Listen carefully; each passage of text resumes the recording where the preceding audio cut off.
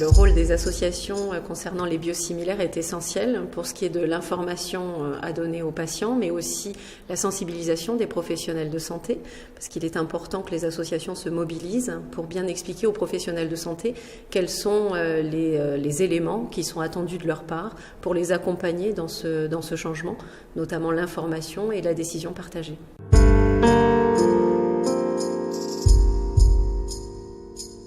Nos attentes vis-à-vis des professionnels de santé au sujet des biosimilaires, c'est qu'ils se forment en fait à la manière de bien en parler pour accompagner les patients, répondre à leurs questions et surtout être dans une posture qui soit celle du patient et pas la projection que le professionnel de santé se fait par rapport à ce sujet-là.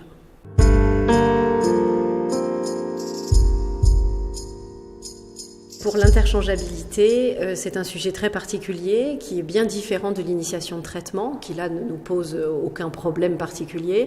Pour l'interchangeabilité, il est essentiel que les médecins se souviennent qu'il existe des droits côté patient et que cette décision doit être prise en accord avec le patient. C'est d'autant plus important que pour l'interchangeabilité, c'est là où il y aura le plus de risques de rupture de confiance.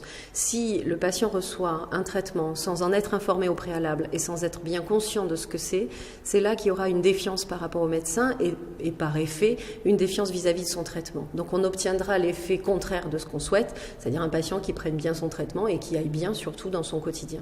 Donc l'interchangeabilité, c'est un sujet vraiment essentiel au niveau des biosimilaires et que contrairement aux idées reçues, l'interchangeabilité, ça se fait pas tout seul. On a eu des services qui ont fait de l'information un peu biaisée à leurs patients en se disant aucun patient ne s'est manifesté, donc ils sont tous d'accord. Non, c'est simplement que les patients n'ont pas compris ce qui était en train de se passer parce qu'on leur a pas expliqué clairement ni de façon très loyale. Donc si on veut que le patient s'implique vraiment dans sa prise en charge, qu'il soit vraiment à l'aise avec son médicament, il est essentiel d'avoir une information correcte sur l'interchangeabilité. Parce que dans la maladie chronique, le traitement, c'est un compagnon. Et on ne peut pas changer de compagnon comme ça sans prévenir, même s'il lui ressemble beaucoup.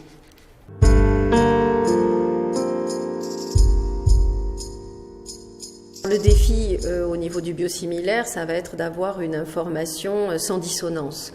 Jusqu'à maintenant, la problématique, c'est que les différents experts ne sont pas complètement d'accord sur la conduite à tenir, sur la manière d'en parler, sur les effets, sur toutes ces choses-là. On voit même au niveau des recommandations internationales, notamment en rhumatologie, qu'on n'est pas sur un 100% d'accord sur l'ensemble des principes par rapport aux biosimilaires. Donc je pense que ce qui est essentiel, c'est que tout le monde parle d'une même voix en étant bien informé, bien formé à ce que sont les biosimilaires et aux études qui sont rassurantes sur leur tolérance.